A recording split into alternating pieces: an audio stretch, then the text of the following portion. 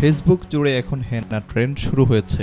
জুলাই জাতীয় সনদ বাস্তবায়নে জাতীয় ঐক্যমত্য কমিশনের সুপারিশকে কেন্দ্র করে শুরু হওয়া এই ট্রেন্ডে যুক্ত হয়েছে বিএনপি, জামায়াত ও এনসিপি।